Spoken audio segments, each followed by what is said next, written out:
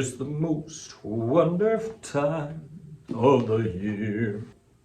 Luke chapter 18 is an awesome chapter. I love it so much. But before we talk about Luke 18, I want to say I love Christmas. And that's the whole reason we have this challenge. I love Christmas so much. And if you really had to push, man, there's so many reasons that I do. But one of the main reasons that I love Christmas is because everybody becomes this just big kids. They get excited for things that they wouldn't normally get excited for. They allow themselves to be excited about things that they might actually even dread the rest of the year. I'm thinking about snow. And I know that we have a tendency to really dislike snow, but at Christmas time, it's magical and it's amazing. We sing songs and silly songs and have fun. We play games. We get excited about giving presents and getting presents. We just become these big kids. Well, it's really that idea of being a big kid that's so important and is central to Luke 18. The big theme for Luke chapter 18 is pretty simple. It's a redeemed people live as children to their Lord. Redeemed people live as children to their Lord. So let's look at that in Luke 18. I want you to pay special attention to verses 15 through 17. I'm going to go ahead and read those. It says this. Now they were bringing even infants to him that he might touch them. And when the disciples saw it, they rebuked them. But Jesus called them to him, saying, "Let the children come to me, and do not hinder them, for to such belongs the kingdom of God." Pay special attention to this. "Truly I say to you, whoever does not receive the kingdom of God like a child shall not enter it." We're talking about being childlike. That's the big thing. Living as the children of your Lord, living as a child of God.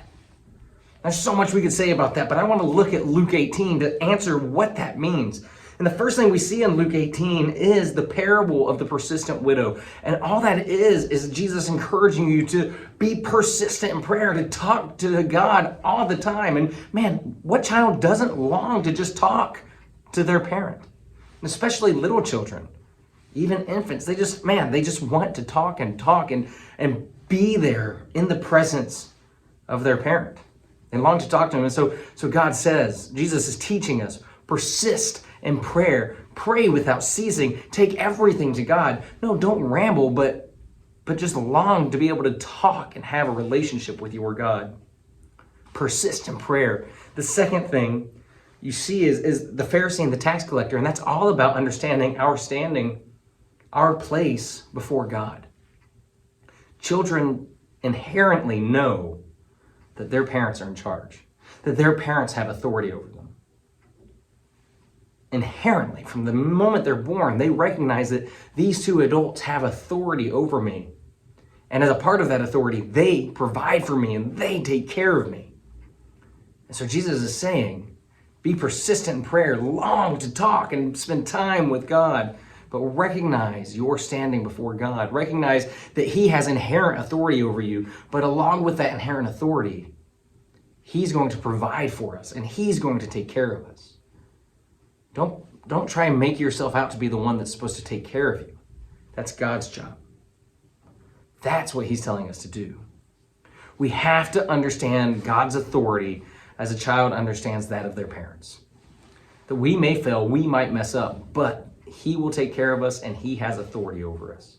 So if we're going to be children of God, if we're going to live like a kid, then we have to persist in prayer and we have to understand His authority.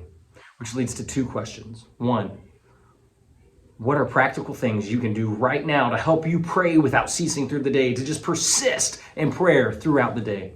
And two, how can you better take pleasure in being a child of the Lord?